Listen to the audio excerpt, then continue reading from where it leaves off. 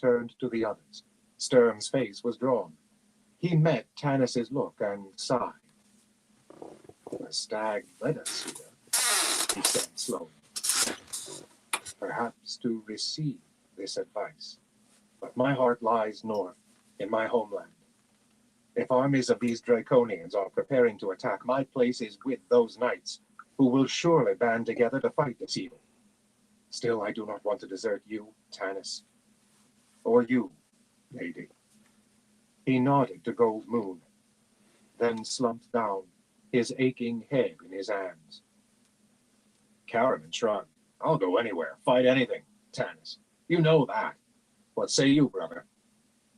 But Raistland, staring into the darkness, did not answer. Gold Moon and River Wind were speaking together in low voices. They nodded to each other. Then Gold Moon said to Tanis, "We will go to Zakzarov. We appreciate everything you've done for us. But we ask for no man's help any longer." River Wind stated proudly, "This is the completion of our quest. As we began alone, so we will finish it alone." "And you will die alone," Raistland said softly. Tanis shivered. "Raistland," he said, "a word with you?" The mage turned obediently and walked with the half-elf into a small thicket of gnarled and stunted trees. Darkness closed around them. "Just like the old days," Caraman said, his eyes following his brother uneasily. "And look at all the trouble we got into then," Flint reminded him, plopping down onto the grass. "I wonder what they talk about," Tasselhoff said. Long ago, the Kender had tried to eavesdrop on these private conversations between the mage and the half-elf, but Tanis had always caught him and shooed him away. "And why can't they discuss it with us?" "Because we probably ripped Raistland's heart out," Sturm answered in a low, pain-filled voice. "I don't care what you say, Caraman. There's a dark side to your brother, and Tanis has seen it, for which I'm grateful. He can deal with it." Uncharacteristically, Caraman said nothing. Sturm stared at the warrior, startled. In the old days, the fighter would have leaped to his brother's aid. Now he sat silent, preoccupied, his face troubled. So there is a dark side to Raistland. And now Caraman, too, knows what it is. Sturm shuddered, wondering what had happened in these past 5 years that cast such a dark shadow across the cheerful warrior. Raistland walked close to Tanis. The mage's arms were crossed in the sleeves of his robes, his head bowed in thought. Tanis could feel the heat of Raistland's body radiate through the red robes, as though he were being consumed by an inner fire. As usual, Tanis felt uncomfortable in the young mage's presence. Yet right now, he knew of no one else he could turn to for advice. "What do you know of Zakzarov?" Tanis asked. "There was a temple there, a temple to the ancient gods," Raistland whispered, his eyes glistening in the eerie light of the red moon. "It was destroyed in the cataclysm, and its people fled, certain that the gods had abandoned it. It passed from memory. I did not know it still existed." "What did you see, Raistland?" Tanis asked softly, after a long pause. "You looked far away. What did you see?" "I am Magi, Tanis. Not a seer." "Don't give me that," Tanis snapped. "It's been a long time, but not that long. I know you don't have the gift of foresight. You were thinking, not scrying. And you came up with answers. I want those answers. You've got more brains than all of us put together, even if..." He stopped. "Even if I am twisted and warped." Raistland's voice rose with harsh arrogance. "Yes, I am smarter than you, all of you. And someday I will prove it. Someday you, with all your strength and charm and good looks, orcs, you, all of you, will call me master. His hands clenched to fists inside his robes. His eyes flared red in the crimson moonlight. Tanis, accustomed to this tirade, waited patiently. The mage relaxed, his hands unclenched. But for now, I give you my advice. What did I see? These armies, Tanis, armies of Draconians, will overrun Solace and Haven, all the lands of your fathers. That is the reason we must reach Zaxxor. What we find there will prove this army's undoing. But why are there armies? Tanis asked. What would anyone want with control of Solace and Haven and the plains to the east? Is it the Seekers? Seekers? Ha! Lakeland snorted. Open your eyes, half-elf. Someone or something powerful created these creatures, these Draconians, not the idiot Seekers. And no one goes to all that trouble to take over 2 farm cities, or even to look for a blue crystal staff. This is a war of conquest, Tanis. Someone seeks to conquer Anselm. Within 2 days' time, life on Kryn as we have known it will come to an end. This is the portent of...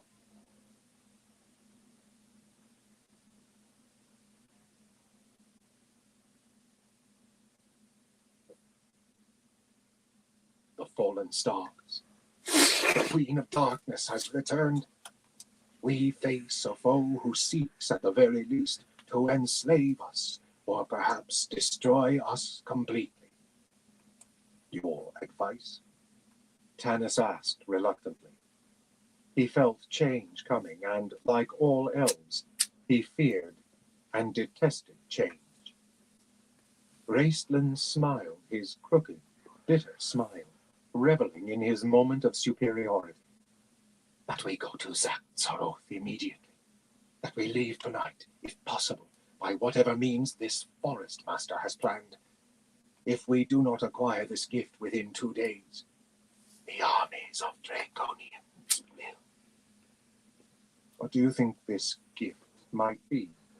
Tanis wondered aloud. A sword? Or coins, like Caraman said? My brother's a fool. Raistlin stated coldly.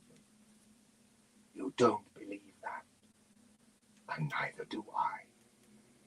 Then what? Tanis pursued. Raistlin's eyes narrowed.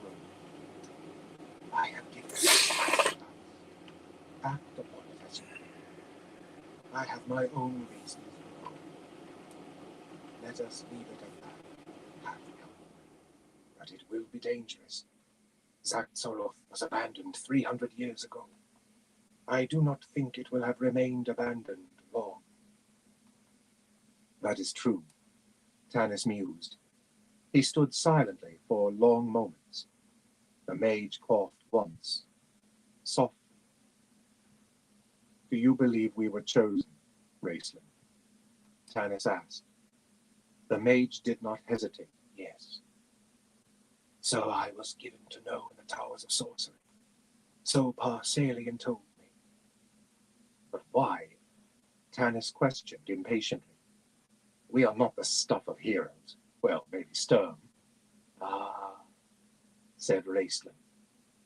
But who chose us? And for what purpose? Consider that, Tanis, half-elven. The mage bowed to Tanis, mockingly, and turned to walk back through the brush to the rest of the group. Chapter 12. Winged Sleep, Smoke in the East, Dark Memories. Zaxxor, Tanis said. That is my decision. Is that what the mage advises? Sturm asked sullenly. It is. Tanis answered. And I believe his advice is sound. If we do not reach Zaxxor within 2 days, others will, and this greatest gift may be lost forever. The greatest gift? Tasselhoff said, his eyes shining. Just think, Flint, jewels beyond price, or maybe... A keg of ale and Otik's fried potatoes, the dwarf muttered, and a nice warm fire. But no, Zot Sorrow. I guess we're all in agreement then, Tanis said. If you feel you are needed in the north, Sturm. Of course I will go with you to Zaktsoroth. Sturm sighed. There is nothing in the north for me. I have been deluding myself. The knights of my order are scattered, holed up in crumbling fortresses, fighting off the debt collectors. The knight's face twisted in agony, and he lowered his head. Tanis suddenly felt tired. His neck hurt, his shoulders and back ached. His leg muscles twitched. He started to say something more, then felt a gentle hand touch his shoulder. He looked up to see Gold Moon's face, cool and calm in the moonlight. You are weary, my friend, she said. We all are. But we are glad you are coming, Riverwind and I. Her hand was strong. She looked up, her clear gaze encompassing the entire group. We are glad all of you are coming with us. Tanis, glancing at Riverwind, wasn't certain the tall plainsman agreed with her. Just another adventure, Caraman said, Flushing with embarrassment. Hey, Raced? He nudged his brother. Raistlin, ignoring his twin, looked at the forest master. We must leave immediately, the mage said coldly. You mentioned something about helping us cross the mountains. Indeed, the forest master replied, nodding gravely. I too am glad you have made this decision. I hope you find my aid welcome. The forest master raised her head, looking up into the sky. The companions followed her gaze. The night sky, seen through the canopy of tall trees, glittered brilliantly with stars. Soon, the companions became aware of something flying up there, winking out the stars in passing. I'll be a gully dwarf, Flint said solemnly. Flying horses. What next? Oh! Tasselhoff drew in a deep breath. The Kender was transfixed with wonder as he watched the beautiful animals circle above them, descending lower and lower with each turn, their fur radiating blue-white in the moonlight. Tas clasped his hands together. Never in his wildest Kender imagination had he dreamed of flying. This was worth fighting all the Draconians on foot. The Pegasi dipped to the ground, their feathery wings creating a wind that tossed the tree branches and laid the grass flat. A large Pegasus with wings that touched the ground when he walked bowed reverently to the forest master. His bearing was proud and noble. Each of the other beautiful creatures bowed in turn. You have summoned us, the leader asked the forest master. These guests of mine have urgent business to the east. I bid you bear them with the swiftness of the winds across the east wall mountains. The Pegasus regarded the companions with astonishment. He walked with stately mien over to stare first at one, then another.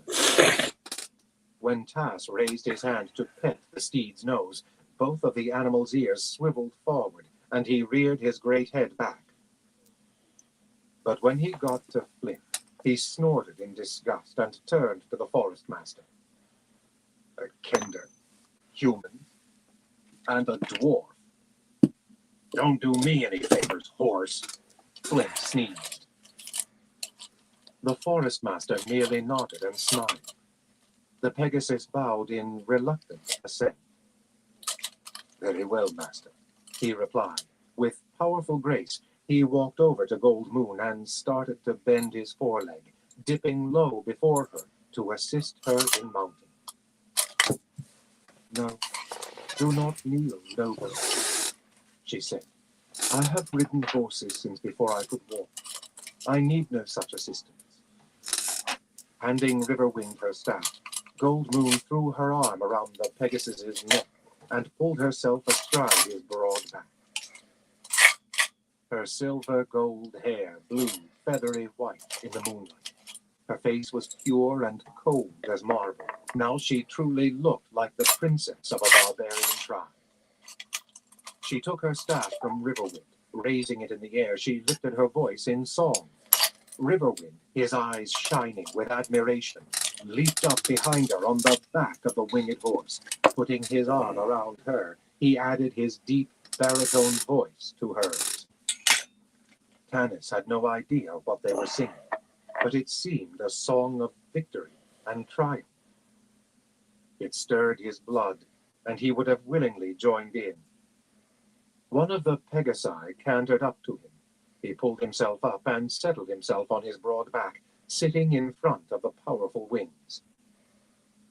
Now all the companions, caught up in the elation of the moment, mounted, Gold Moon's song adding wings to their souls as the Pegasi spread their huge wings and caught the wind currents.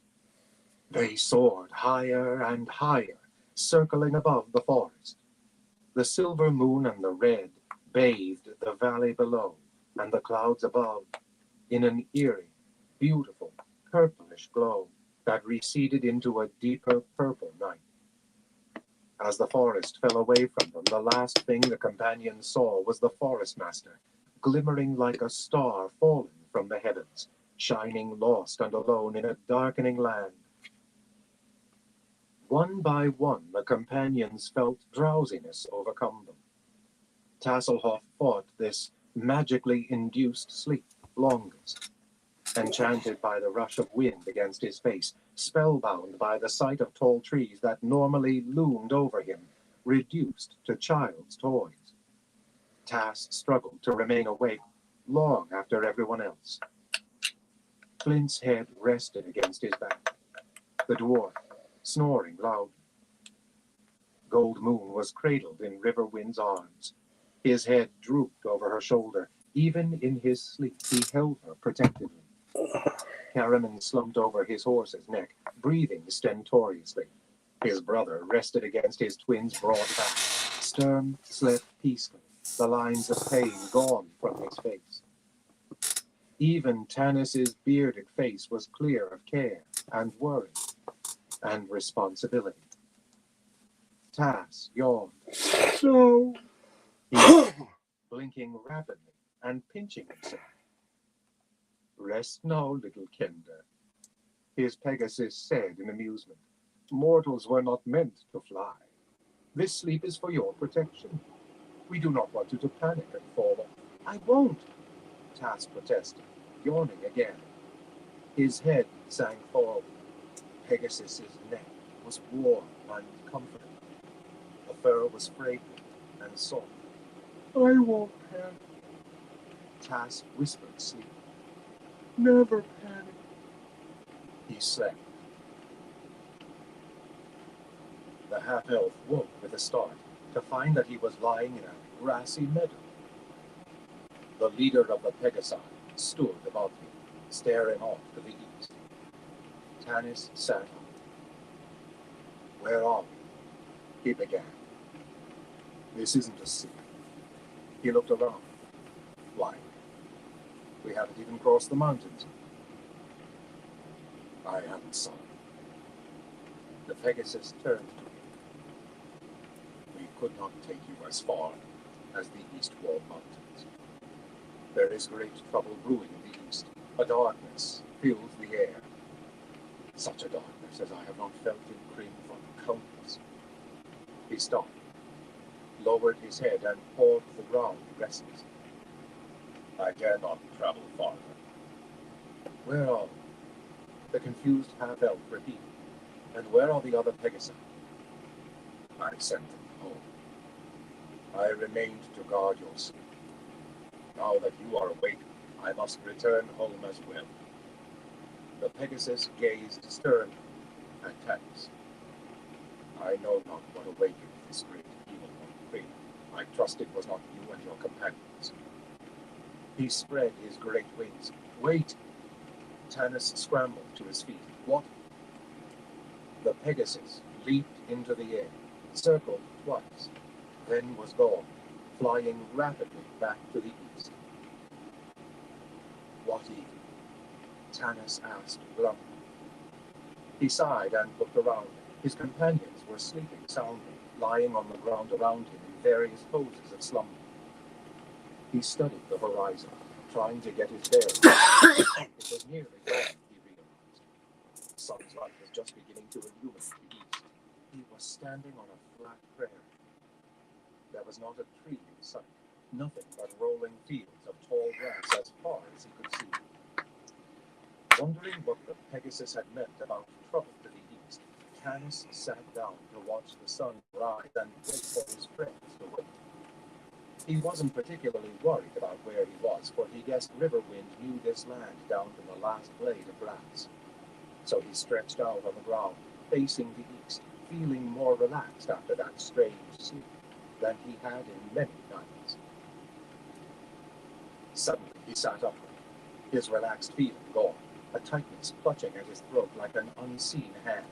For there, snaking up to meet the bright new morning sun, were three thick, twisting columns of greasy black smoke.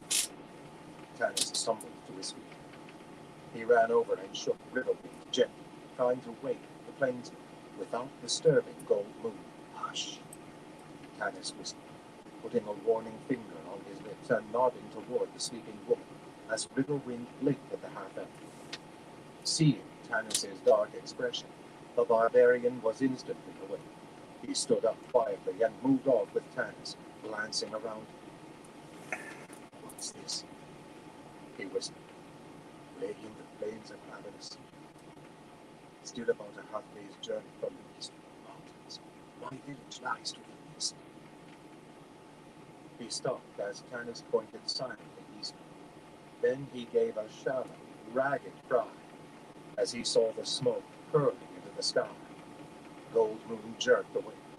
She sat up, gazed at Riverwind sleepily. Then, with growing alarm, turning, she followed his horrified stare. No, she moaned. No, she cried again. Quickly rising, she began to gather their possessions. The others woke at her cry. What is it? Karaman jumped up. Their village. Tanis said softly, gesturing with his hand. It's burning. Apparently the armies are moving quicker than we thought. No, said Raistlin. Remember, the Draconian clerics mentioned they had traced the star to a village in the plains. My people, Gold Moon murmured, energy draining from her. She slumped in Riverwind's arms, staring at the smoke. My father. We better get going. Karaman glanced around uneasily. We show up like a jewel in a gypsy dancer's maiden. Yes, Tanis said. We've definitely got to get out of here, but where do we go? He asked Riverwind. Where's she? Gold Moon's tone allowed no contradiction. It's on our way. The East Wall Mountains are just beyond my village. She started through the tall grass. Tanis glanced at Riverwind. Marulida. The plainsman called out to her. Running forward, he caught hold of Gold Moon's arm. Attack, Marila, he said sternly. She stared up at him, her eyes blue and cold as the morning sky. No, she said resolutely. I am going to our village. It is our fault if something has happened. I don't care if there are thousands of those monsters waiting. I will die with our people, as I should have done. Her voice failed her. Tanis, watching, felt his heart ache with pity. Riverwind put his arm around her, and together they began walking toward the rising sun. Karaman cleared his throat. I hope I do meet 1,000 of those things, he muttered, hoisting his and his brother's packs. Hey, he said in astonishment. They're full. He peered in his pack. Provisions. Several days' worth. And my sword's back in my scabbard. At least that's one thing we won't have to worry about, Tanis said grimly. Are you all right, Storm? Yes, the knight answered. I feel much better after that sleep. Right then, let's go. Flint, where's Tass? Turning, Tanis nearly fell over the kender who had been standing right behind him. Poor Gold Moon, Tass said softly. Tanis patted him on the shoulder. Maybe it won't be as bad as we fear, the half-elf said, following the plainsmen through the rippling grass. Maybe the warriors fought them off, and there's a victory for us. Tasselhoff sighed and looked up at Tanis, his brown eyes wide. You're a rotten liar, Tanis, the kender said. He had the feeling it was going to be a very long day. Twilight. The pale sun set. Shafts of yellow and tan streaked the western sky, then faded into dreary night. The companions sat huddled around a fire that offered no warmth, for there existed no flame on Kryn that would drive the chill from their souls. They did not speak to each other, but each sat staring into the fire, trying to make some sense of what they had seen, trying to make sense of the senseless. Tanis had lived through much that was horrible in his life, but the ravaged town of Kueshu would always stand out in his mind as a symbol of the horrors of war. Even so, remembering Kueshu, he could only grasp fleeting images, his mind refusing to encompass the total, awful vision. Oddly enough, he remembered the melted stones of Kueshu. He remembered them vividly. Only in his dreams did he recall the twisted and blackened bodies that lay among the smoking stones, the great stone walls, the huge stone temples and edifices, the spacious stone buildings with their rock courtyards and statuary, the large stone arena, all had melted like butter on a hot summer day. The rock still smoldered, though it was obvious that the village must have been attacked well over a sunrise ago. It was as if a white-hot, searing flame had engulfed the entire village. But what fire was there on Kryn that could melt rock? He remembered a creaking sound, remembered hearing it and being puzzled by it, and wondering what it was, until locating the source of the only sound in the deathly still town became an obsession. He ran through the ruined village until he located the source. He remembered that he shouted to the others until they came. They stood staring into the melted arena. Huge stone blocks had poured down from the side of the bowl-shaped depression, forming molten ripples of rock around the bottom of the dish. In the center, on grass that was blackened and charred, stood a crude gibbet. 2 stout posts had been driven into the burned ground by unspeakable force, their bases splintered by the impact. 10 feet above the ground, a cross-piece pole was lashed to the 2 posts. The wood was charred and blistered. Scavenger birds perched on the top. 3 chains, made of what appeared to be iron before it had melted and run together, swung back and forth. This was the cause of the creaking sound. Suspended from each chain, apparently by the feet, was a corpse. The corpses were not human. They were hobgoblin. The top of the gruesome structure was a shield, stuck to the crosspiece with a broken sword blade. Roughly clawed on the battered shield were the words written in a crude form of common. This is what happens to those who take prisoners against my commands. Kill or be killed. It was signed, Verminard. Verminard. That name meant nothing to Tanis. Other images, He remembered Gold Moon standing in the center of her father's ruined house, trying to put back together the pieces of a broken vase. He remembered a dog, the only living thing they found in the entire village, curled around the body of a dead child. Karaman stopped to pet the small dog. The animal cringed, then licked the big man's hand. It then licked the child's cold face, looking up at the warrior hopefully, expecting this human to make everything all right, to make his little playmate run and laugh again. He remembered Karaman stroking the dog's soft fur with his huge hands. He remembered Riverwind picking up a rock, holding it aimlessly, as he stared around his burned and blasted village. He remembered Sturm standing transfixed before the gibbet, staring at the sign. And he remembered the knight's lips moving as though in prayer, or perhaps a silent vow. He remembered the sorrow-lined face of the dwarf who had seen so much tragedy in his long lifetime as he stood in the center of the ruined village, patting Tasselhoff gently on the back after finding the Kender sobbing in a corner. He remembered Gold Moon's frantic search for survivors. She crawled through the blackened rubble, screaming out names, listening for faint answers to her calls until she was hoarse, and Riverwind finally convinced her it was hopeless. If there were any survivors, they had long since fled. He remembered standing alone in the center of the town, looking at piles of dust with arrowheads in them, and recognizing them as bodies of Draconians. He remembered a cold hand touching his arm, and the mage's whispering voice, "Tanis, we must leave.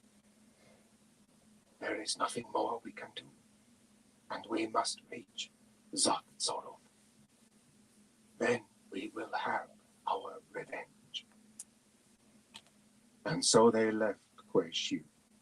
They traveled far into the night, none of them wanting to stop, each wanting to push his body to the point of exhaustion so that when they finally slept, there would be no evil dreams. But the dreams came anyway. Chapter 13. Chill dawn, vine bridges, dark water. Tanis felt clawed hands clutching at his throat. He struggled and fought, then woke to find Riverwind bending over him in the darkness, shaking him roughly. "What?" Tanis sat up. "You were dreaming," the plainsman said grimly. "I had to wake you. Your shouts would draw an army down on us." "Yes, thanks," Tanis muttered. "I'm sorry." He sat up, trying to shake off the nightmare. "What time is it?" "Still several hours till dawn," Riverwind said wearily. He returned to where he had been sitting, his back against the trunk of a twisted tree. Gold Moon lay sleeping on the ground beside him. She began to murmur and shake her head, making small, soft, moaning cries like a wounded animal. Riverwind stroked her silver gold hair and she quieted. "You should have wakened me earlier," Tanis said. He stood up, rubbing his shoulders and neck. "It's my watch." "Do you think I could sleep?" asked Riverwind bitterly. "You've got to," Tanis answered. "You'll slow us up if you don't. The men in my tribe can travel for many days without sleep," Riverwind said. His eyes were dull and glazed, and he seemed to stare at nothing. Tanis started to argue, then sighed and kept quiet. He knew that he could never truly understand the agony the plainsman was suffering. To have friends and family, an entire life utterly destroyed, must be so devastating that the mind shrank from even imagining it. Tanis left him and walked over to where Flint was sitting, carving at a piece of wood. You might as well get some sleep, Tanis told the dwarf. I'll watch for a while. Flint nodded. I heard you yelling over there. He sheathed his dagger and thrust the piece of wood into a pouch. Defending Kuei Shu. Tanis frowned at the memory. Shivering in the chill night, he wrapped his cloak around him, drew up his hood. Any idea where we are? He asked Flint. The plainsman says we're on a road known as Sageway East, the dwarf answered. He stretched out on the cold ground, dragging a blanket up around his shoulders. Some old highway. It's been around since before the cataclysm. I don't suppose we'd be fortunate enough to have this road take us into Zaxxaroth. Riverwind doesn't seem to think so. The dwarf mumbled sleepily. Says he's only followed it a short distance. But at least it gets us through the mountains. He gave a great yawn and turned over, pillowing his head on his cloak. Tanis breathed deep. The night seemed peaceful enough. They hadn't run into any draconians or goblins in their wild flight from Kuei Shu. As Raistland said, apparently the draconians had attacked Kuei Shu in search of the stuff, not as part of any preparations for battle. They had struck. Still held good, Tanis supposed. Zaxxaroth within 2 days. And 1 day had already passed. Shivering, the half-elf walked back over to Riverwind. Do you have any idea how far we have to go, and in what direction? Tanis crouched down next to the plainsman. Yes. Riverwind nodded, rubbing his burning eyes. We must go to the northeast, toward New Sea. That is where the city is rumored to be. I have never been there. He frowned, then shook his head. I have never been there. He repeated. Can we reach it by tomorrow? Tanis asked. New Sea is said to be 2 days' journey from Kuei Shu. The barbarian sighed. If Zaxxaroth exists, we should be able to reach it in a day. Though I have heard that the land from here to New Sea is swampy and difficult to travel. He shut his eyes, his hand absently stroking Gold Moon's hair. Tanis fell silent, hoping the plainsman would sleep. The half-elf moved quietly to sit beneath the tree, staring into the night. He made a mental note to ask Tasselhoff in the morning if he had a map. The Kender did have a map, but it wasn't much help, dating as it did before the cataclysm. New Sea wasn't on the map since it had appeared after the land had been torn apart, and the waters of Turbidus Ocean had rushed in to fill it. Still, the map showed Zaxxaroth only a short distance from the highway marked Sageway East. They should reach it sometime that afternoon, if the territory they had to cross wasn't impassable. The companions ate a cheerless breakfast, most forcing the food down without appetite. Raistland brewed his foul-smelling herbal drink over the small fire, his strange eyes lingering on Gold Moon's staff. How precious it has become, he commented softly, now that it has been purchased by the blood of innocents. Is it worth it? Is it worth the lives of my people? Gold Moon asked, staring at the nondescript brown staff dully. She seemed to have aged during the night. Gray circles smudged the skin beneath her eyes. None of the companions answered, each looking away in awkward silence. Riverwind stood up abruptly and stalked off into the woods by himself. Gold Moon lifted her eyes and she stared after him. Then her head sank into her hand and she began to weep, silent.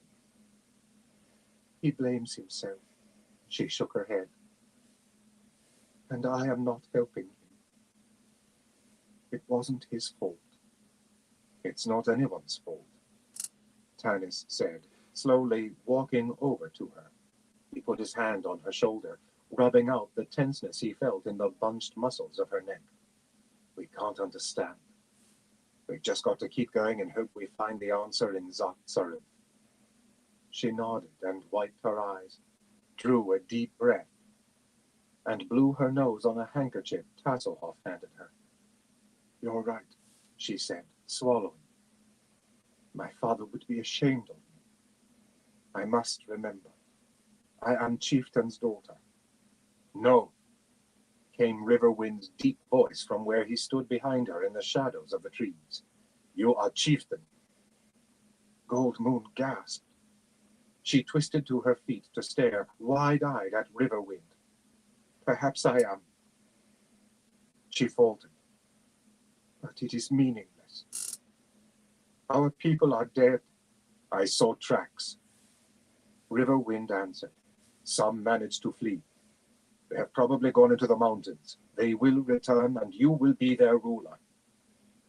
Our people, still alive. Gold Moon's face became radiant. Not many. Maybe none now. It would depend on whether or not the Draconians followed them into the mountains. Riverwind shrugged. Still, you are now their ruler. Bitterness crept into his voice. And I will be husband of Chieftain. Gold Moon cringed, as though he had struck her. She blinked, then shook her head. No, Riverwind, she said softly. We've talked. Have we? He interrupted. I was thinking about it last night. I've been gone so many years. My thoughts were of you as a woman. I did not realize. He swallowed and then drew a deep breath. I left Gold Moon. I returned to find Chieftain's daughter. What choice did I have? Gold Moon cried angrily. My father wasn't well. I had to rule or lawmen would have taken over the tribe. Do you know what it's like, being Chieftain's daughter, wondering at every meal if this morsel is the one with the poison? Struggling every day to find the money in the treasury to pay the soldiers so that lawmen would have no excuse to take over. And all the time I must act as Chieftain's daughter, while my father sits and drools and mumbles. Her voice choked with tears. Riverwind listened, his face stern and unmoving. He stared at a point above her head. We should get started, he said coldly. It's nearly dawn. The companions had traveled only a few miles on the old broken road when it dumped them, literally, into a swamp.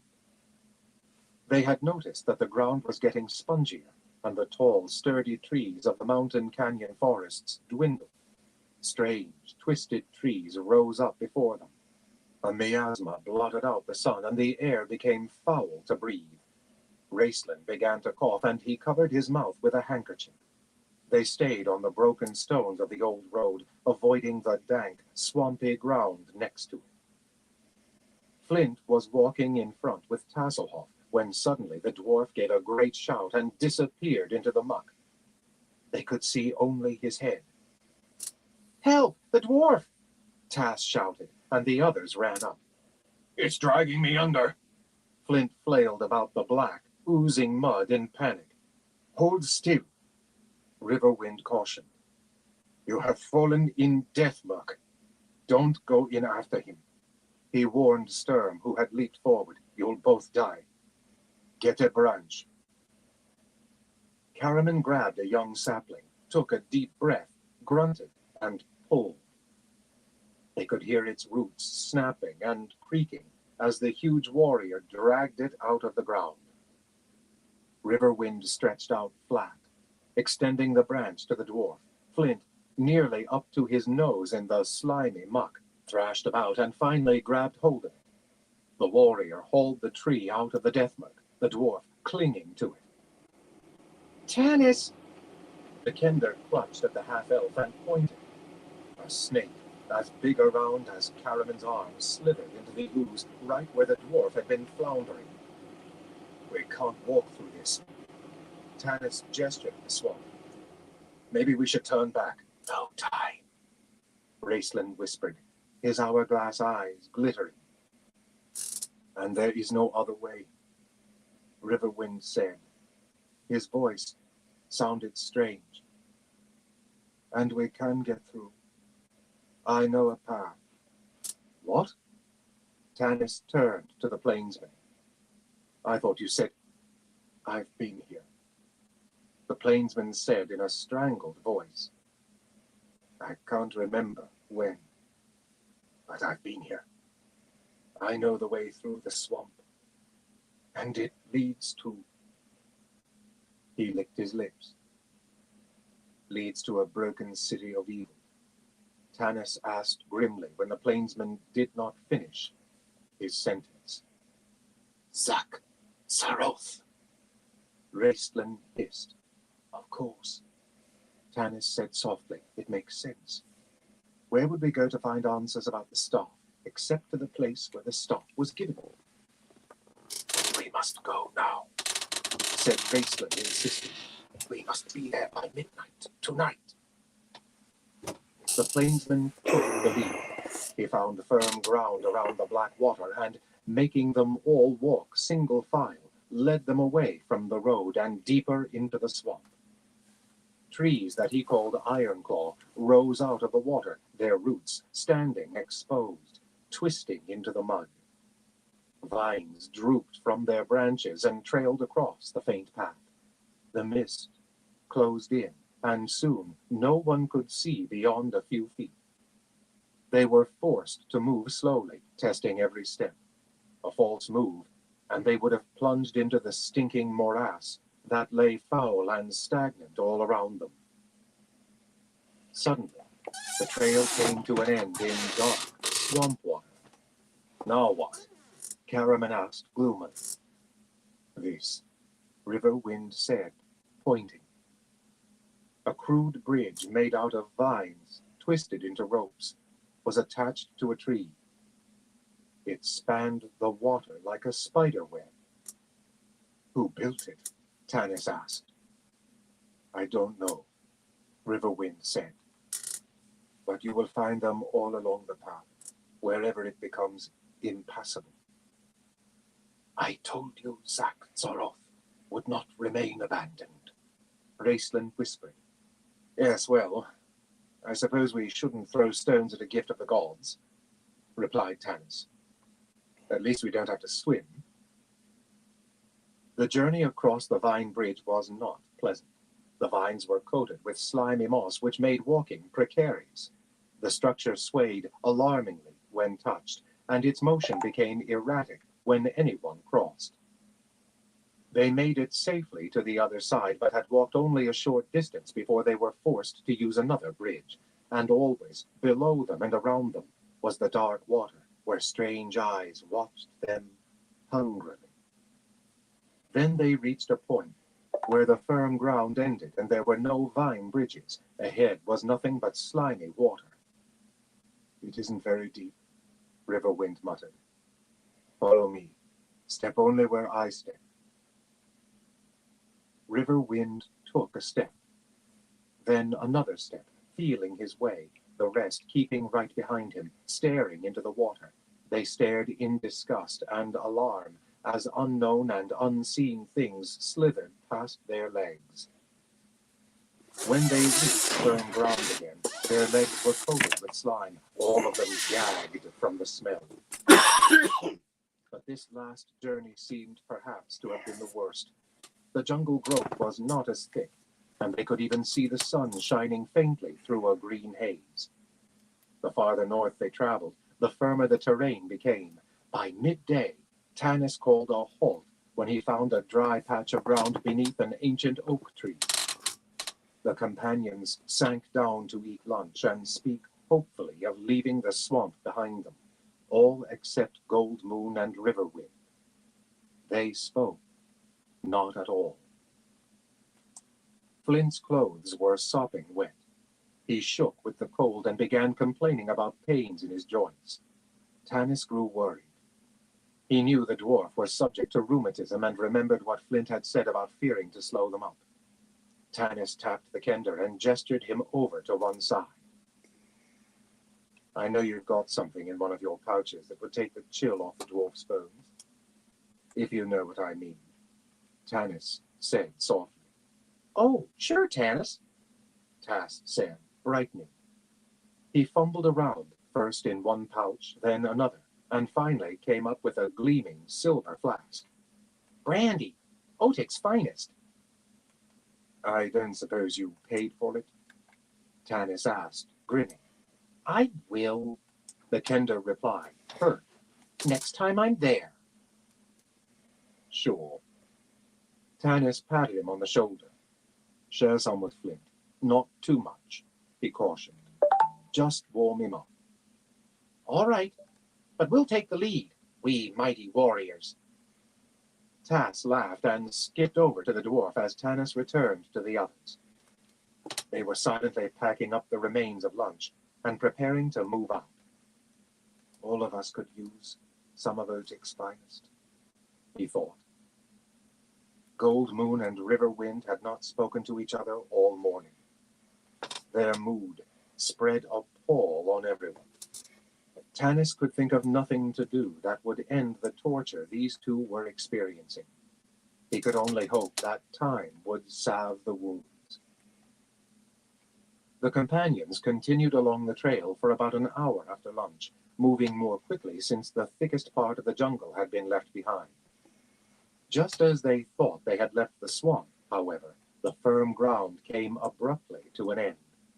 Weary, sick with the smell, and discouraged, the companions found themselves wading through the muck once again.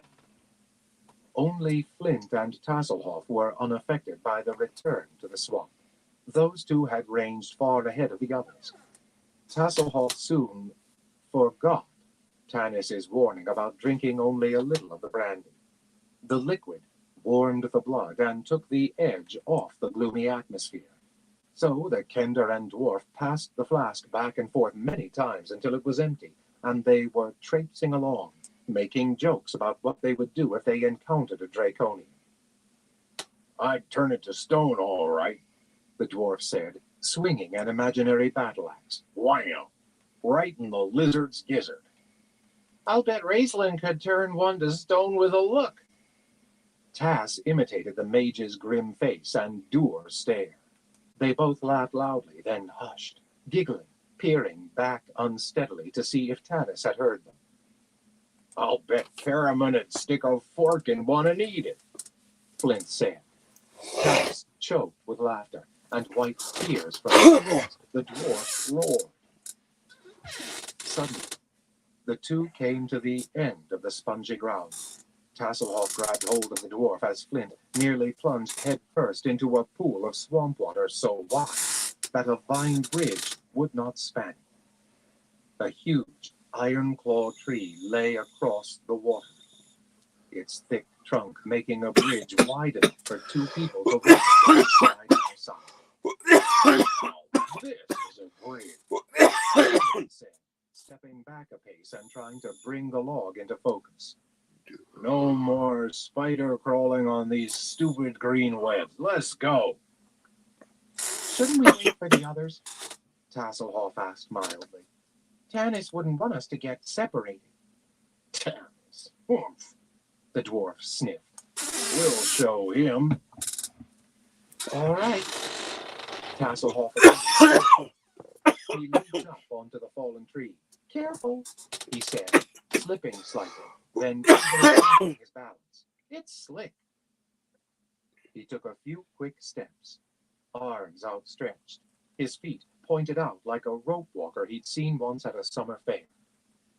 The dwarf clambered up after the kender, Flint's thick boots clumping clumsily on the log. A voice, in the unbrandied part of Flint's mind, told him he could never have done this cold sober. It also told him he was a fool for crossing the bridge without waiting for the others, but he ignored it. He was feeling positively young again. Tasselhoff enchanted with pretending he was Murgo the Magnificent, looked up and discovered that he did indeed have an audience. One of those draconian things leaped onto the log in front of him. The sight sobered Tass up rapidly. The Kender was not given to fear, but he was certainly amazed. He had presence of mind enough to do two things. First, he yelled out loudly, "Tanis, ambush!" Then he lifted his hoopak staff and swung it in a wide arc. The move took the Draconian by surprise. The creature sucked in its breath and jumped back off the log to the bank below. Tass, momentarily off balance, regained his feet quickly and wondered what to do next. He glanced around and saw another Draconian on the bank. They were, he was puzzled to notice, not armed. Before he could consider this oddity, he heard a roar behind him. He had forgotten the dwarf. What is it? Flint shouted. "Draco thingamajiggers," Tass said, gripping his hoopak and peering through the mists. "Two ahead, here they come." Well, confound it, get out of my way. Flint snarled. Reaching behind, he fumbled for his axe. "Where am I supposed to go?" Tass shouted wildly. Doc! Yelled the dwarf. The Kender ducked, throwing himself down on the log as one of the Draconians came toward him, his clawed hands outstretched. Flint swung his axe in a mighty blow that would have decapitated the Draconian if it had come anywhere near. Unfortunately, the dwarf miscalculated, and the blade whistled harmlessly in front of the Draconian, who was waving its hands in the air and chanting strange words. The momentum of Flint's swing spun the dwarf around. His feet slipped on the slimy log, and with a loud cry, the dwarf tumbled backward into the water. Tassel, having known Raceland for years, recognized that the Draconian was casting a magic spell. Lying face down on the log, his hoopak staff clutched in his hand, the Kender figured he had about 1.5 seconds to consider what to do. The dwarf was gasping and spluttering in the water beneath him. Not inches away, the Draconian was clearly reaching a stunning conclusion to his spellcasting. Deciding that anything was better than being magic, Tass took a deep breath and dove off the log. "Tanis, ambush!" "Damn!" swore Caraman as the Kender's voice floated to them out of the mist somewhere ahead. They all began running toward the sound, cursing the vines and the tree branches that blocked their way. Crashing out through the forest, they saw the fallen Iron Claw Bridge. 4 Draconians ran out of the shadows, blocking their path. Suddenly, the companions were plunged into darkness too thick to see their own hands, much less their comrades. "Magic!" Tanis heard Raceland hiss. "These are magic users. Stand aside. You cannot fight them." Then, Tanis heard the mage cry out in agony. "Raced!" Caraman shouted. "Where? Ugh!" There was a groan, and the sound of a heavy body thudding to the ground. Tanis heard the Draconians chanting. Even as he fumbled for his sword, he was suddenly covered, head to toe, in a thick, gooey substance that clogged up his nose and mouth. Struggling to free himself, he only enmeshed himself further. He heard Sturm swearing next to him. Gold Moon cried out. Riverwind's voice was choked off. Then drowsiness overcame him. Tanis sank to his knees, still fighting to free himself from the web-like substance that glued his hands to his sides. Then he fell forward on his face and sank into an unnatural sleep. Chapter 14. Prisoners of the Draconians. Lying on the ground, panting for breath, Tasselhoff watched as the Draconians prepared to carry off his unconscious friends. The Kender was well hidden beneath the bush near the swamp. The dwarf was stretched out next to him, knocked out cold. Tass glanced at him in remorse. He'd had no choice. In his panic, Flint had dragged the kender down in the cold water. If he hadn't clunked the dwarf over the head with his hookah staff, neither of them would have surfaced alive. He'd hauled the comatose dwarf up out of the water and hidden him beneath a bush.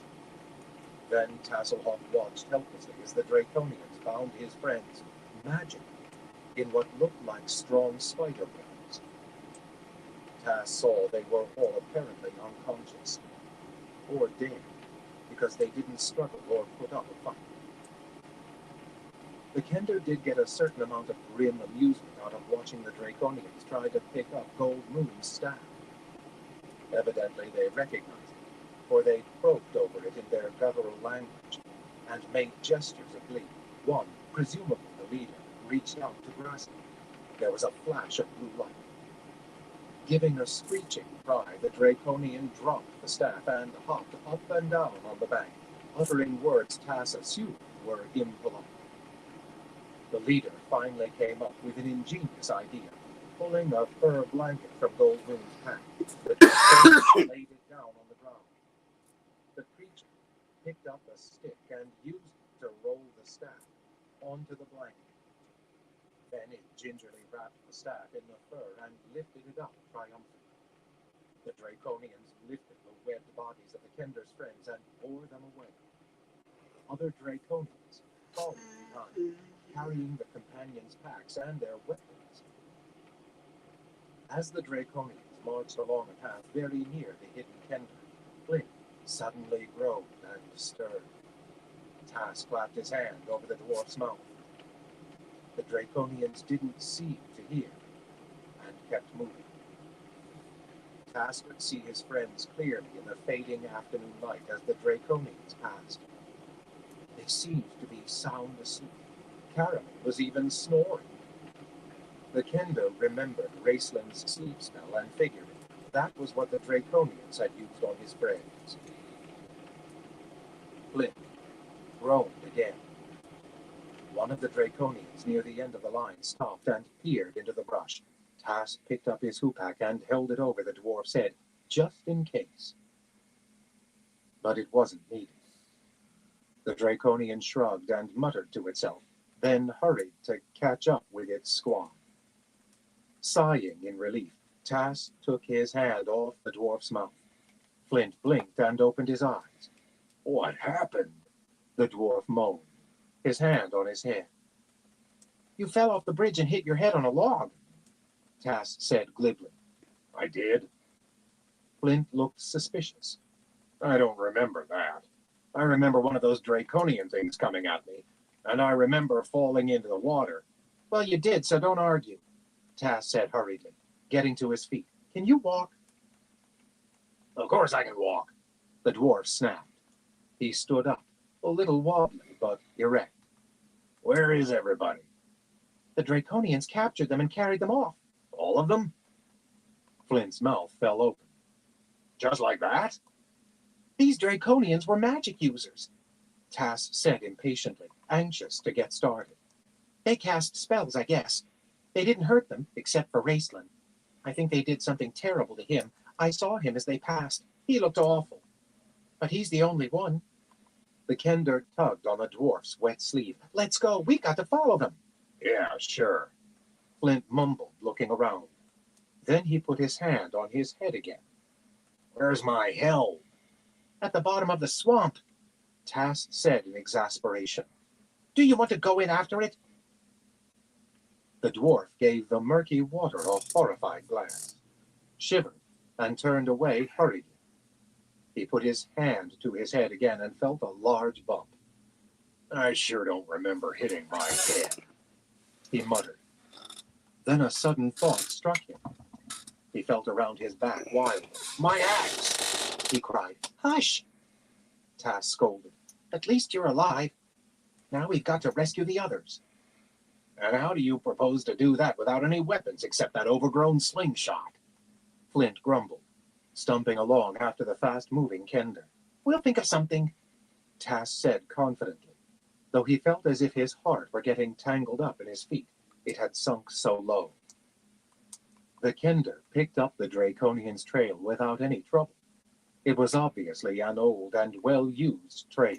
It looked as though hundreds of Draconian feet had tramped along it. Tasselhoff, examining the tracks, suddenly realized that they might be walking into a large camp of the monsters. He shrugged. No use worrying about such minor details. Unfortunately, Flint didn't share the same philosophy. There's a whole damn army up there, the dwarf gasped, grabbing the Kender by the shoulder. Yes, well. Tass paused to consider the situation. He brightened. That's all the better. The more of them there are, the less chance they'll have of seeing us. He started off again. Flint frowned. There was something wrong with that logic, but right now he couldn't quite figure out what, and he was too wet and chilled to argue. Besides, he was thinking the same thing the Kender was. The only other choice they had was to escape into the swamp themselves and leave their friends in the hands of the Draconians, and that was no choice at all. They walked another half hour. The sun sank into the mist, giving it a blood-red tinge, and night fell swiftly in the murky swamp. Soon they saw a blazing light ahead of them. They left the trail and sneaked into the brush. The Kender moved silently as a mouse. The dwarf stepped on sticks that snapped beneath his feet, ran into trees, and blundered through the brush. Fortunately, the Draconian camp was celebrating and probably wouldn't have heard an army of dwarves approaching. Flint and Tass knelt just beyond the firelight and watched.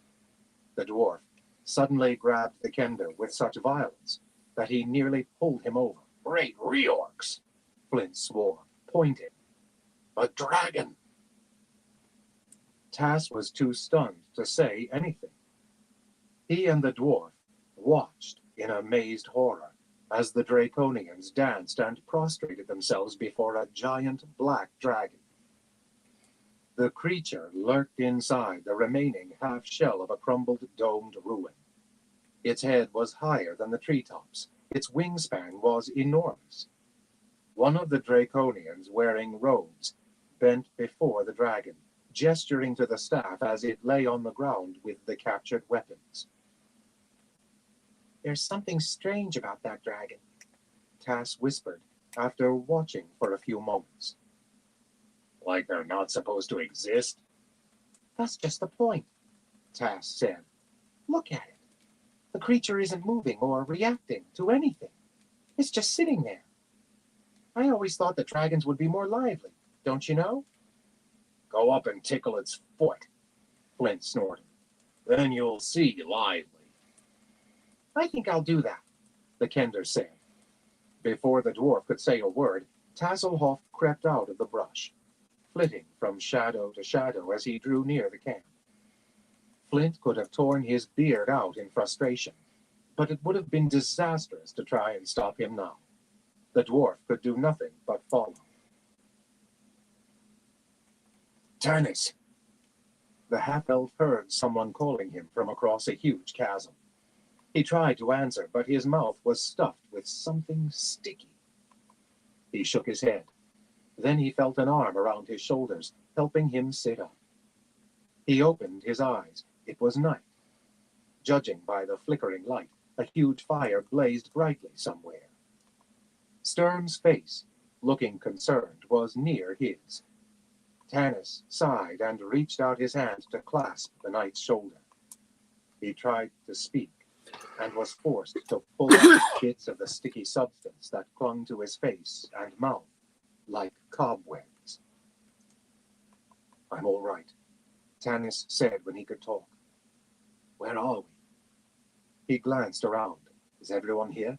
Anyone hurt?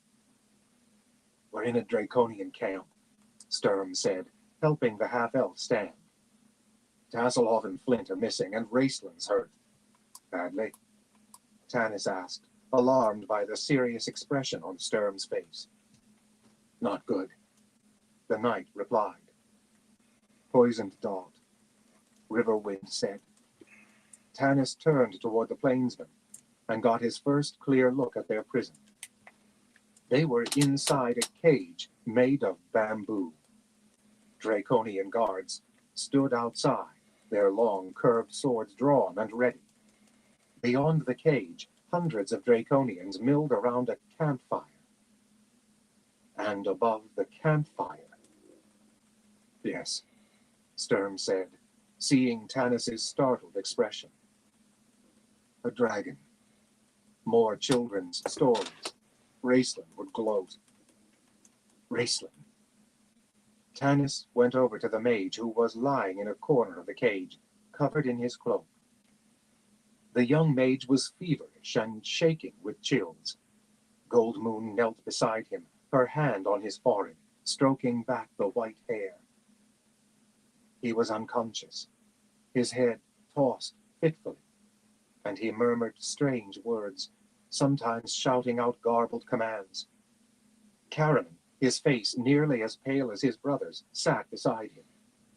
Goldmoon met Tanis's questioning gaze and shook her head, sadly, her eyes large and gleaming in the reflected firelight.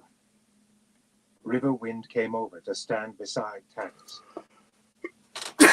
And this is, he said, carefully holding up a feathered dart between thumb and forefinger. He glanced at the mage without love, but with a certain amount of pity. Who can say what poison burns in his blood?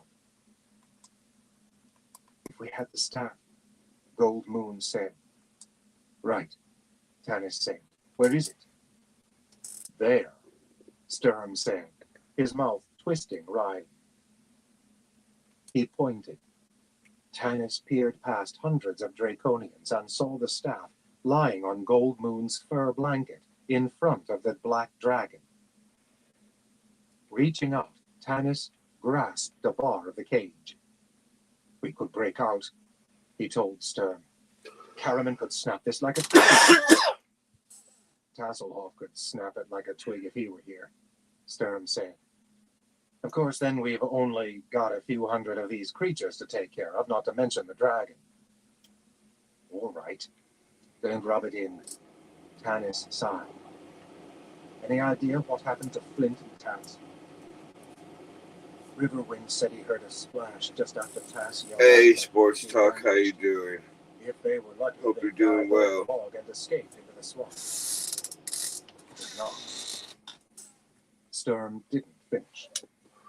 Tanis closed his eyes to shut out the firelight. He felt tired. Tired of fighting, tired of killing, tired of slogging through the muck. He thought longingly of lying down and sinking back into sleep. Instead, he opened his eyes, stalked over to the cage, and rattled the bars. A Draconian guard turned around, sword raised. You speak common? Tanis asked in the very lowest, crudest form of the common language used on Kryn. I speak common. Apparently better than you do, elven scum. The Draconian sneered. What do you want? One of our party is injured. We ask that you treat him. Give him an antidote to this poison dart. Poison. The Draconian peered into the cage. Ah, yes. A magic user. The creature gurgled deep in its throat, a sound obviously meant to be laughter. Sick is he, yes. The poison acts swiftly. Can't have a magic user around. Even behind bars, they're deadly. But don't worry. He won't be lonely. The rest of you will be joining him soon enough. In fact, you should envy him. Your deaths will not be nearly so quick. The Draconian turned its back and said something to its partner, jerking its clawed thumb in the direction of the cage. Both of them croaked, their gurgling laughter. Tanis, feeling disgust and rage welling deep up inside of him, looked back at Raceland. The mage was growing worse. Goldmoon put her hand on Raceland's neck, feeling for the life beat, and then shook her head. Caraman made a moaning sound, Then his glance shifted to the two Draconians, laughing and talking together outside. "Stop! Caraman!" Tanis yelled, but it was too late. With a roar like a wounded animal, the huge warrior leaped toward the Draconians. Bamboo gave way before him, the shards splintering and cutting into his skin. Mad with the desire to kill, Caraman never noticed. Tanis jumped on his back as the warrior crashed past him, but Caraman shook him off as easily as a bear shakes off an annoying fly. "Caraman, you fool!" Sturm grunted as he and Riverwind both threw themselves on the warrior, but Caraman's rage carried him on. Whirling, one Draconian raised its sword, but Caraman sent the weapon flying. The creature hit the ground, knocked senseless by a blow from the big man's fist. Within seconds, there were 6 Draconians, bows and arrows in their hands, surrounding the warrior. Sturm and Riverwind wrestled Caraman to the ground. Sturm, sitting on him, shoved his face into the mud until he felt Caraman relax beneath him and heard him give a strangled sob. At that instant, a high-pitched, shrill voice screeched through the camp. "Bring that warrior to me," said the dragon. Tanis felt the hair rise on his neck. The Draconians lowered their weapons and turned to face the dragon, staring in astonishment and muttering among themselves. Riverwind and Sturm got to their feet. Caraman lay on the ground, choking with sobs. The Draconian guards glanced at each other uneasily, while those standing near the dragon backed off hurriedly and formed an immense semicircle around him. One of the creatures, whom Tanis supposed by the insignia on its armor to be some sort of captain, stalked up to a robed Draconian, who was staring How's your evening open-mouthed going, at the Sports black Talk? dragon. "What's going on?" the captain demanded. The Draconian spoke in the common tongue. Tanis, listening closely, realized they were of different species. The robed Draconians were apparently the magic users and the priests. Presumably, the two could not communicate in their own languages. The military Draconian was clearly upset. Where is that Bozak priest of yours? He must tell us what to do. "The higher of my order is not here." The robed Draconian quickly regained his composure. "One of them flew here and took him to confirm about the staff." But the dragon never speaks when the priest is not here. The captain lowered his voice. My boys don't like it. You better do something quickly. "What is the delay?" The dragon's voice shrieked like a wailing wind. "Bring me the warrior!" "Do as the dragon says." The robed Draconian motioned quickly with a clawed hand. Several Draconians rushed over, shoved Tanis and Riverwind and Sturm back into the shattered cage and lifted the bleeding Caraman up by the arms. They dragged him over to stand before the dragon, his back to the blazing fire. Near him lay the blue crystal staff, Raceland's staff, their weapons, and their packs. Caraman raised his head to confront the monster, his eyes blurred with tears and blood from the many cuts the bamboo had inflicted on his face. The dragon loomed above him, seen dimly through the smoke rising from the bonfire. "We mete out justice swiftly and surely, human scum," the dragon hissed. As it spoke, it beat its huge wings, fanning them slowly. The Draconians gasped and began to back up, some stumbling over themselves as they hurried to get out of the monster's way. Obviously, they knew what was coming. Caraman stared at the creature without fear. My brother is dying, he shouted. Do what you will to me. I ask only one thing. Give me my sword so that I can die fighting. The dragon laughed shrilly. The Draconians joined in, gurgling and croaking horribly as the dragon's wings beat the air. It began to rock back and forth, seemingly preparing to leap on the warrior and devour him. This will be fun. Let him have his weapon. The dragon commanded. Its flapping wings caused a wind to whip through the camp, scattering sparks from the fire. Karaman shoved the draconian guards aside. Wiping his hand across his eyes, he walked over to the pile of weapons and pulled out his sword. Then he turned to face the dragon. Resignation and grief etched into his face. He raised his sword. We can't let him die out there by himself, Sturm said harshly, and he took a step forward, prepared to break out. Suddenly, a voice came from the shadows behind them. Psst! Tanis! The half-elf whirled around. Flint!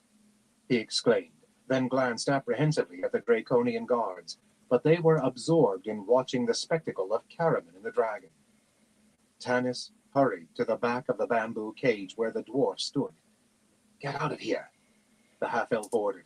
There's nothing you can do. Raceland's dying and the dragon... It's tassel off, Flint said succinctly.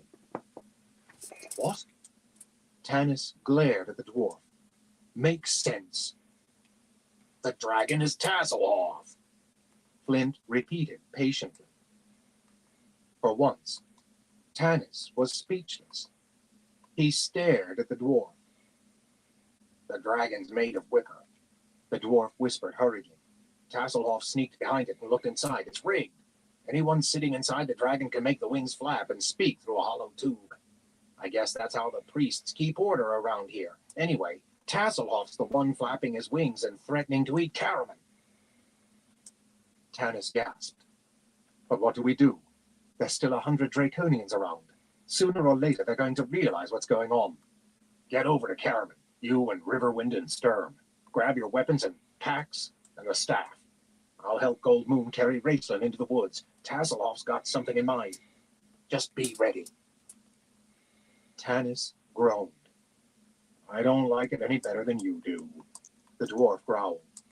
Trusting our lives to that rattle-brained Kender, but, well, he is the dragon after all. He certainly is, Tanis said, eyeing the dragon, who was shrieking and wailing and flapping its wings and rocking back and forth. The Draconians were staring at it in open-mouthed wonder. Tanis grabbed Sturm and Riverwind and huddled down near Gold Moon, who had not left Raceland's side. The half-elf explained what was happening. Sturm looked at him as if he were as crazed as Raceland. Riverwind shook his head. Well, have you got a better plan? Tanis asked. Both of them looked at the dragon, then back at Tanis, and shrugged. Gold Moon goes with the dwarf, Riverwind said. She started to protest. He looked at her, his eyes expressionless, and she swallowed and fell silent. Yes, Tanis said. Stay with Raceland, lady, please. We'll bring the staff to you. Hurry, then, she said through white lips. He is very nearly gone. We'll hurry, Tanis said grimly. I have a feeling that once things get started out there, we're going to be moving very fast. He patted her hand. Come on. He stood up and took a deep breath.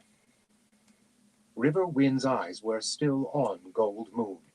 He started to speak, then shook his head irritably and turned without a word to stand beside Tanis. Sturm joined them. The three crept up behind the Draconian guards. Karaman lifted his sword. It flashed in the firelight. The dragon went into a wild frenzy, and all of the Draconians fell back, braying and beating their swords against their shields. Wind from the dragon's wings blew up ashes and sparks from the fire, setting some nearby bamboo huts on fire. The Draconians did not notice, so eager were they for the kill. The dragon shrieked and howled, and Karaman felt his mouth go dry and his stomach muscles clench. It was the first time he had ever gone into battle without his brother. The thought made his heart throb painfully. He was about to leap forward and attack when Tanis, Sturm, and Riverwind appeared out of nowhere to stand by his side. "We will not let our friend die alone," the half-elf cried defiantly at the dragon. The Draconians cheered wildly. "Get out of here, Tanis." Caramon scowled, his face flushed and streaked with tears. "This is my fight." "Shut up and listen," Tanis ordered. "Get your sword and mine, Sturm. Riverwind, grab your weapons and the packs and any draconian weapons you can pick up to replace those we lost. Caramon, pick up the 2 staffs." Caramon stared at him. "What?" "Tasselhoff's the dragon," Tanis said. "There isn't time to explain. Just do as I say. Get the staff and take it into the woods. Gold Moon's waiting." He laid his hand on the warrior's shoulder. Tanis shoved him. "Go! Raceland's almost finished. You're his only chance." This statement reached Caramon's mind. He ran to the pile of weapons and grabbed the blue crystal staff and Raceland's staff of Magius, while the Draconians yelled. Sturm and Riverwind armed themselves, Sturm bringing Tanis his sword. "And now prepare to die, humans!" the dragon screamed. Its wings gave a great lurch, and suddenly the creature was flying, hovering in midair. The Draconians croaked and cried out in alarm, some breaking for the woods, others hurling themselves flat on the ground. "Now!" yelled Tanis. "Run, Caramon!" The big warrior broke for the woods, running swiftly toward where he could see Gold Moon and Flint waiting for him. A Draconian appeared in front of him, but Caramon hurled it out of his way with a thrust of his great arm. He could hear a wild commotion behind him, Sturm chanting a Solamnic war cry, Draconians yelling. Other Draconians leaped at Caramon. He used the blue crystal staff as he had seen Gold Moon use it, swinging it in a wide arc with his huge right hand. It flashed blue flame, and the Draconians fell back. Caramon reached the woods and found Raceland lying at Gold Moon's feet, barely breathing. Gold Moon grabbed the staff from Caramon and lay it on the mage's inert body. Flint watched, shaking his head. "It won't work," muttered the dwarf. "It's used up." "It has to work," Gold Moon said firmly. "Please," she murmured. "Whoever is master of this staff, heal this man. Please." Unknowing, she repeated it over and over. Caramon watched for a moment, blinking his eyes. Then the woods around him were lit by a gigantic burst of flame. "Name of the abyss!" Flint breathed. "Look at that!" Caramon turned just in time to see the great black wicker dragon crash headlong into the blazing fire. Flaming logs flew into the air, showering sparks over the camp. The Draconian bamboo huts, some already ablaze, began burning fiercely. The wicker dragon gave a final, horrifying shriek, and then it too caught fire. "Tassel off!" Flint swore. "That blasted Kenter, he's inside there!" Before Caramon could stop him, the dwarf ran out into the blazing Draconian camp. "Caramon!" Raceland murmured. The big warrior knelt beside his brother. Raceland was still pale, but his eyes were open and clear. He sat up, weakly, leaning against his brother, and stared out at the raging fire. "What's going on?" "I'm not sure," Caramon said. "Tasseloff turned into a dragon, and after that things get real confused. You just rest." The warrior stared into the smoke, his sword drawn and ready in case any Draconians came for them. But the Draconians now had little interest in the prisoners. The smaller breed, panic-stricken, were fleeing into the forest as their great god dragon went up in flames. A few of the robed Draconians, bigger and apparently more intelligent than the other species, were trying desperately to bring order to the fearful chaos raging around them. Sturm fought and slashed his way through the Draconians without encountering any organized resistance. He had just reached the edge of the clearing, near the bamboo cage, when Flint passed him, running back toward the camp. "Hey, where?" Sturm yelled at the dwarf. Tass, in the dragon!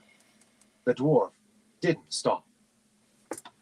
Sturm turned and saw the black wicker dragon burning with flames that shot high into the air. Thick smoke boiled up, blanketing the camp. The dank, heavy swamp air preventing it from rising and drifting away. Sparks showered down as part of the blazing dragon exploded into the camp.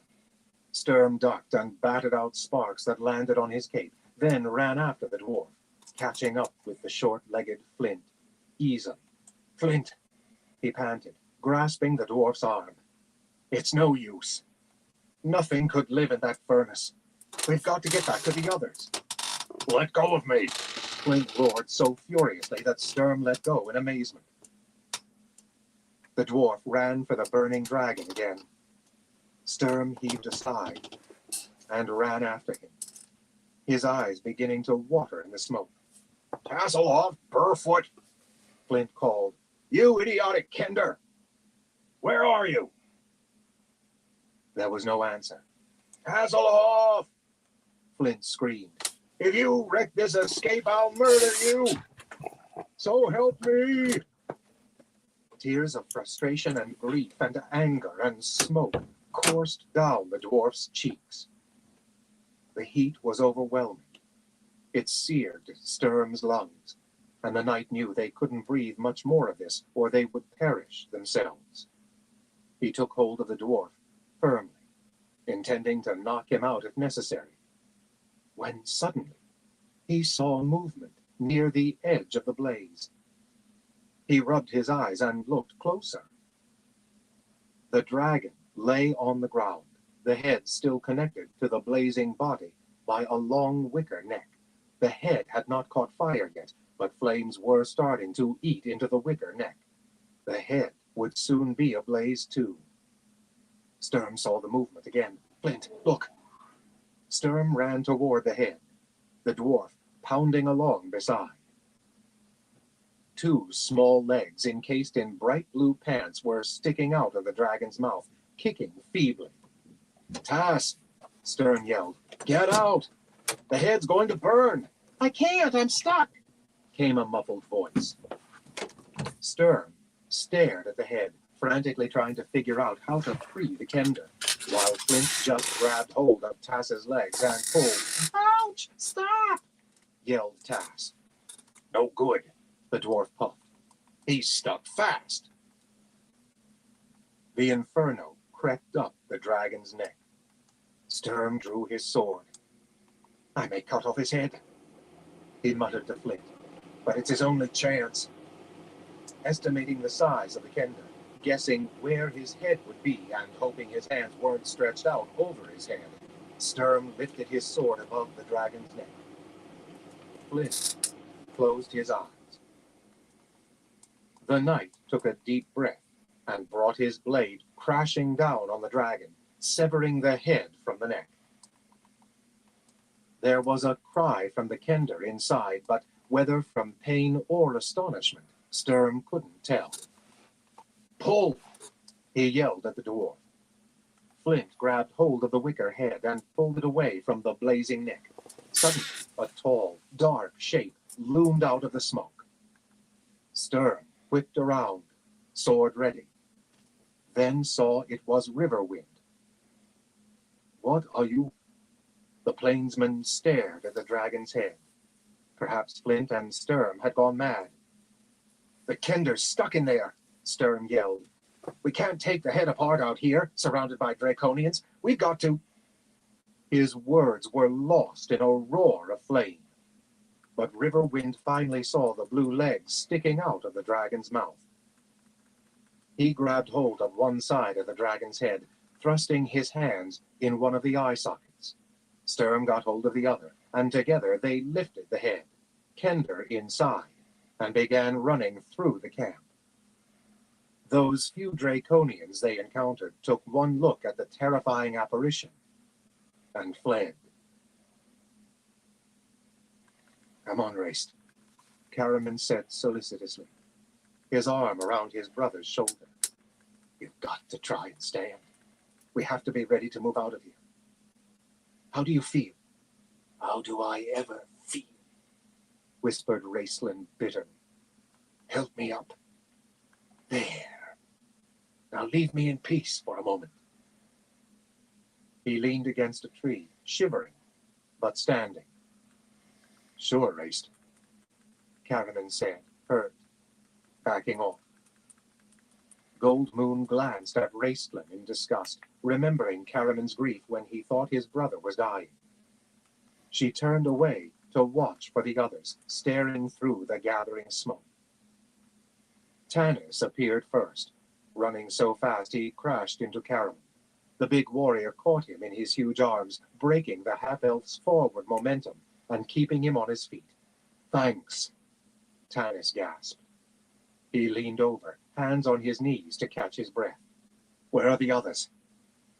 Weren't they with you? Caraman frowned. We got separated. Tanis drew in huge gulps of air, then coughed as the smoke flew down his lungs. Sutorak, interrupted Gold Moon in an awed voice. Tanis and Caraman both spun around in alarm, staring out into the smoke-filled camp to see a grotesque sight emerging from the swirling smoke. The dragon's head with a forked blue tongue was lunging at them. Tanis blinked in disbelief. Then he heard a sound behind him that nearly made him leap into a tree in panic. He whirled around, heart in his throat, sword in his hand. Raistlin was laughing. Tanis had never heard the mage laugh before, even when Raistlin was a child, and he hoped he would never hear it again. It was a weird, shrill, mocking laughter. Caraman stared at his brother in amazement, Gold Moon in horror. Finally, the sound of Raistlin's laughter died until the mage was laughing silently, his golden eyes reflecting the glow of the Draconian camp going up in flames. Tanis shuddered and turned back around to see that, in fact, the dragon's head was carried by Sturm and Riverwind. Flint raced along in front, a Draconian helm on his head. Tanis ran forward to meet them. What in the name of... The Kender's stuck in there, Sturm said. He and Riverwind dropped the head to the ground, both of them breathing heavily. We've got to get him out. Sturm eyed the laughing Raistlin warily. What's the matter with him? Still poisoned? No, he's better, Tanis said, examining the dragon's head. A pity, Sturm muttered as he knelt beside the half-elf. Are you all right? Tanis called out, lifting the huge mouth to see inside. I think Sturm chopped off my hair, the Kender wailed. Lucky it wasn't your head, Flint snorted. What's holding him? Riverwind leaned down to peer inside the dragon's mouth.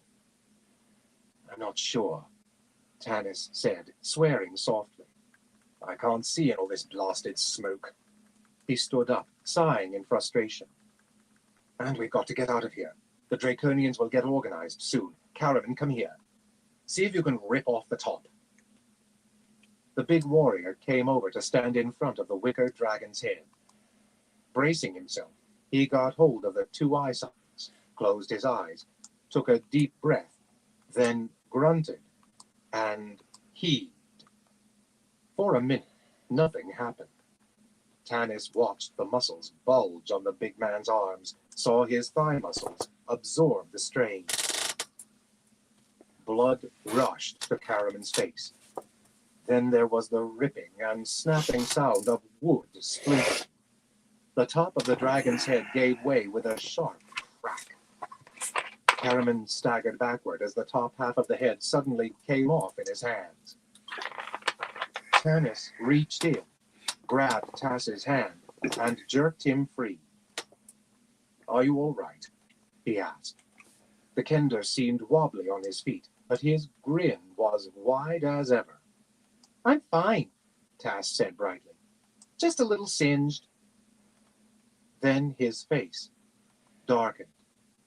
Tanis, he said, his face crinkling with unusual worry. He felt at his long topknot. My hair?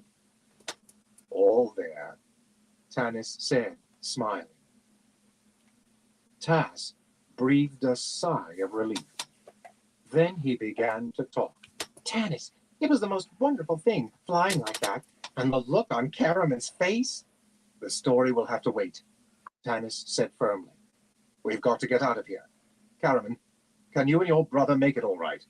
Yeah, go on, Caraman said. Raceland stumbled forward, accepting the support of his brother's strong arm.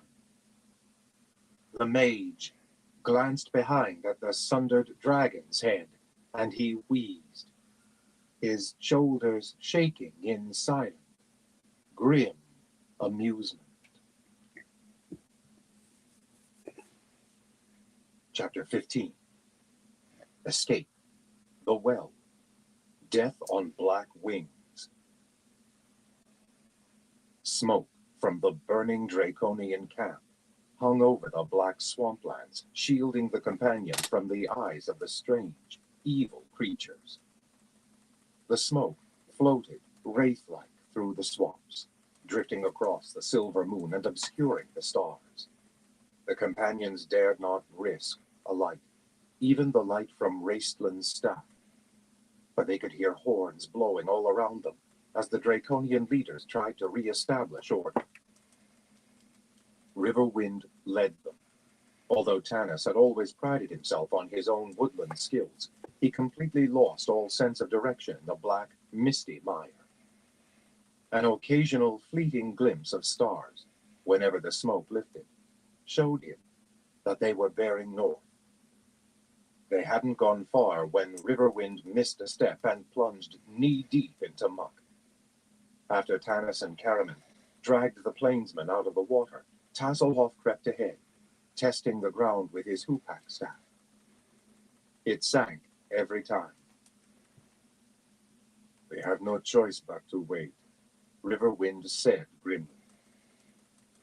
Choosing a path where the water seemed shallower, the company left firm ground and splashed into the muck. At first, it was only ankle deep. Then they sank to their knees. Soon, they sank deeper still. Tanis was forced to carry Tasselhoff, the giggling kender grasping him around the neck. Flint steadily refused all offers of help, even when the tip of his beard got wet. Then he vanished. Caraman, following him, fished the dwarf out of the water and slung him over his shoulder like a wet sack, the dwarf too tired and frightened to grumble. Raceland staggered, coughing through the water, his robes dragging him down.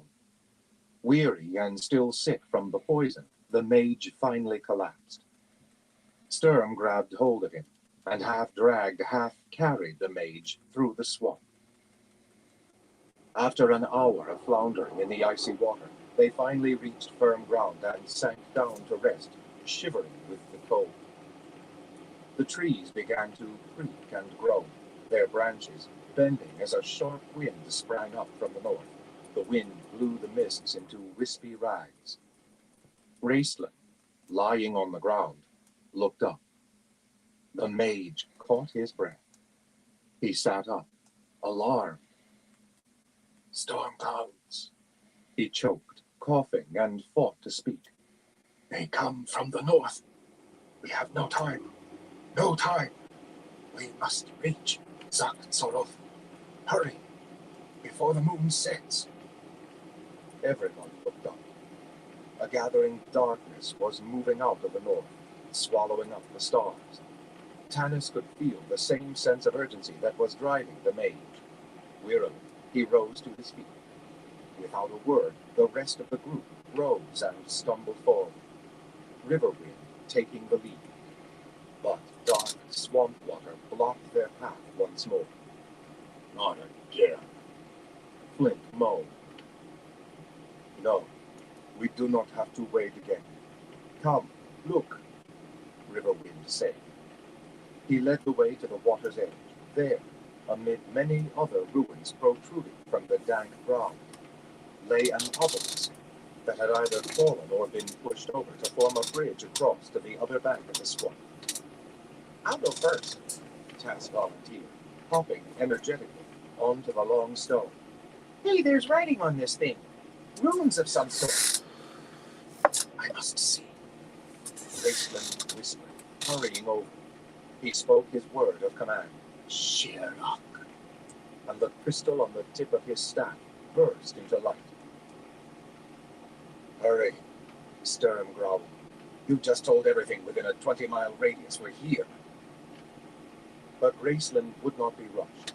He held the light over the spidery ruins, studying them intently. Tanis and the others climbed onto the obelisk and joined the mage. The Kender bent down, tracing the runes with his small hand. What does it say, Raceland? Can you read it? The language seems very old. It is old, the mage whispered. It dates from before the cataclysm. The runes say, the great city of black sorrow, whose beauty surrounds you, speaks to the good of its people and their generous deeds. The gods reward us in the...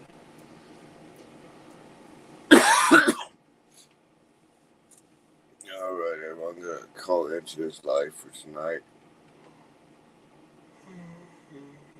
Excuse me. But I want to thank everyone for stopping by and everyone who continues to stop by. I definitely appreciate all y'all's support. Till next time, everyone. Y'all stay safe out there.